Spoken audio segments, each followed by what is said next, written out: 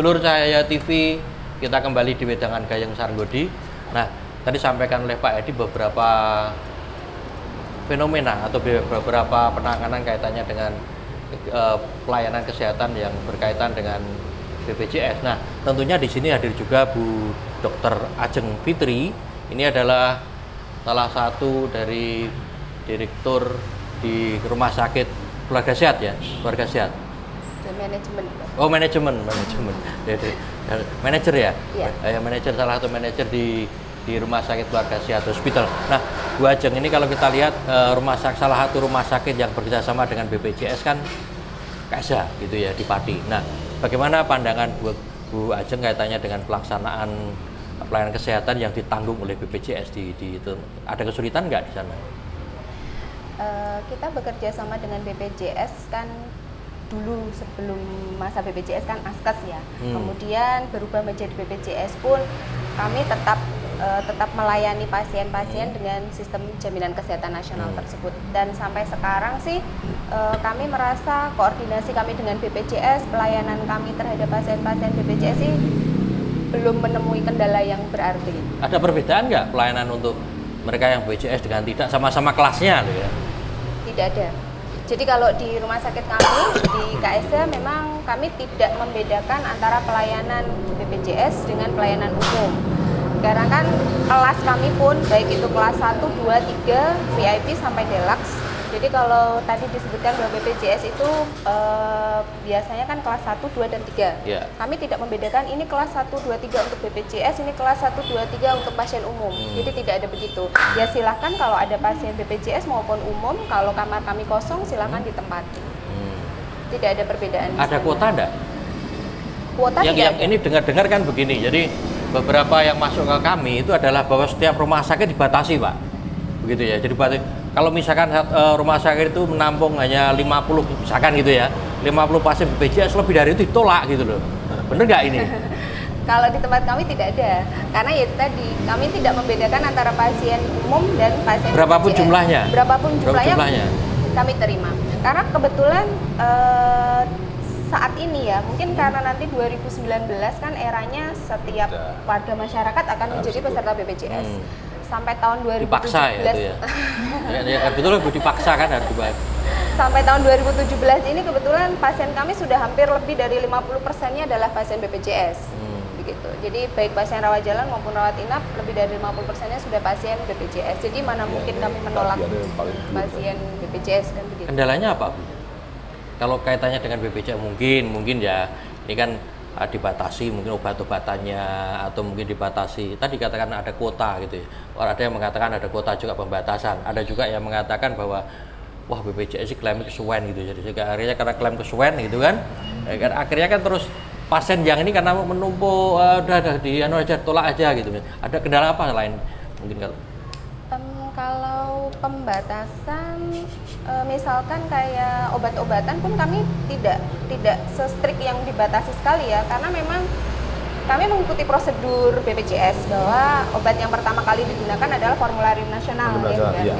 Tapi ketika BPJS memberikan kemudahan ketika seseorang itu benar-benar membutuhkan ya ini. Jadi bukan atas keinginan pasien sendiri meminta obat seperti temannya lah atau seperti siapalah di mana dia tidak membutuhkan. Kalau dia benar-benar membutuhkan, sebenarnya dari formularium rumah sakit itu diperbolehkan asal dengan seizin komite medik. Kalau di peraturannya seperti itu. Ada keluhannya enggak, Bu, dari pasien-pasien di BPJS di KSH? Selama ini sih kita baik-baik saja ya. Ya mungkin kalau keluhan sedikit ya wajar lah, seperti yang dikatakan Dokter Edi tadi. Jadi tidak ada ya manusia yang cukup puas dengan apa yang diterimanya.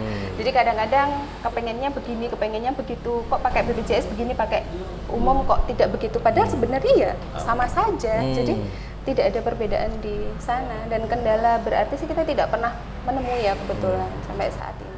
Ini heran juga ya, jadi masyarakat itu banyak bungok-bungok gitu kan kaitannya dengan pelayanan BPJS. Tapi Dokter Edi sama Dokter Ajeng mengatakan baik-baik saja hubungannya dengan BPJS, nggak ada masalah.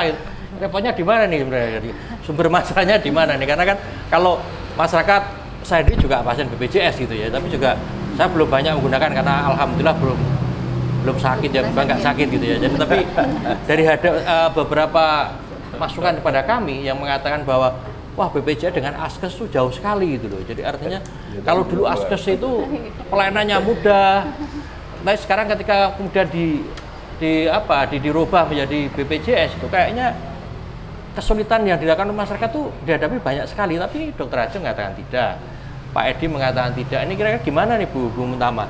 Ini kan wakil rakyat kita gitu ya. Sebentar lagi alhamdulillah kita syukuri naik gajinya gitu loh.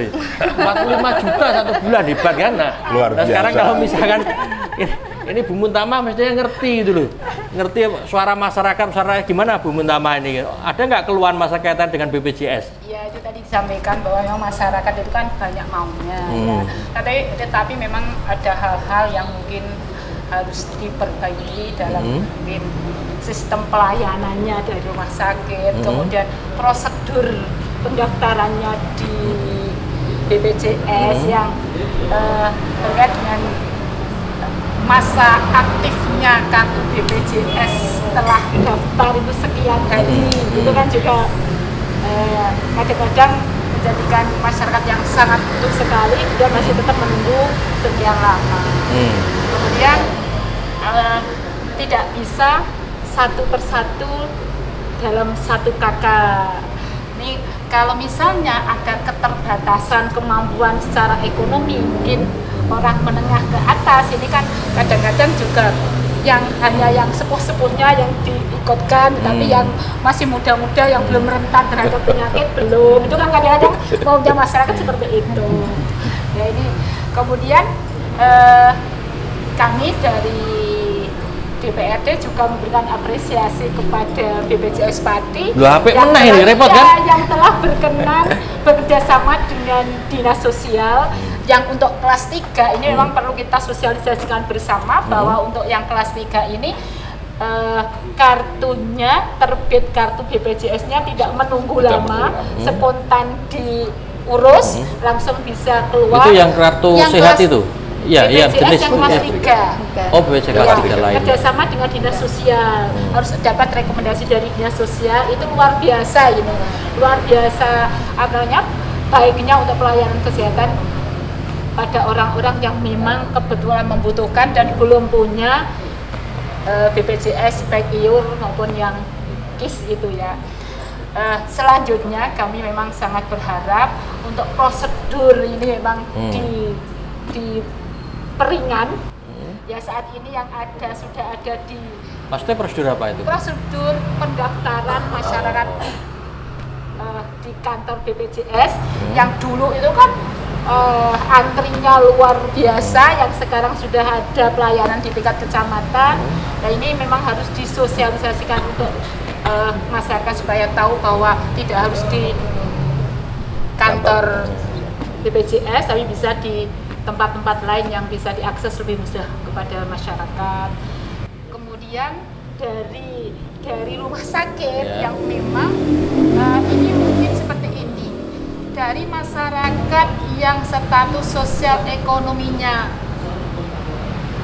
sewu di bawah yang dilayani BPJS dari pemerintah, ini kan memang secara psikologi dia merasa tidak membayar, walaupun sebetulnya preminya dibayar oleh negara, sehingga dia karena merasa tidak membayar ini merasa dibedakan pelayanannya. Ini mungkin hanya beban psikologi, tetapi harapan kami BPJS juga tidak henti-hentinya mensosialisasikan bahwa tidak ada bedanya yang IUR dan yang dibayar preminya oleh pemerintah. Dan juga dari pihak rumah sakit kami berharap rumah sakit ini menyadari bahwa ketika masyarakat status sosialnya rendah itu semuanya ada keterbatasan keberanian, keterbatasan ya segalanya, sehingga saya sangat berharap justru dari pihak rumah sakit ini malah lebih melayani dengan ekstra karena ada itu tadi ketidakmampuan untuk berkomunikasi dengan baik kepada rumah sakit.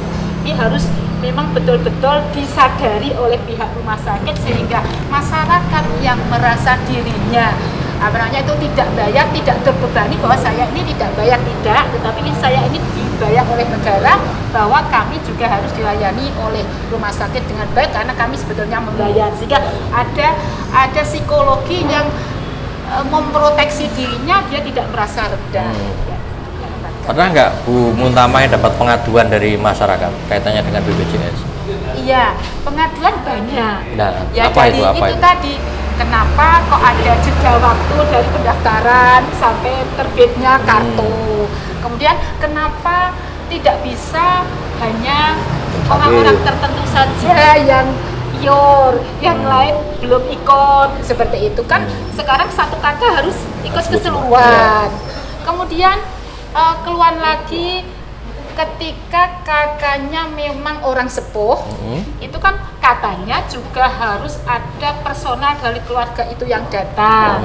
Ini kadang-kadang juga dikeluhkan.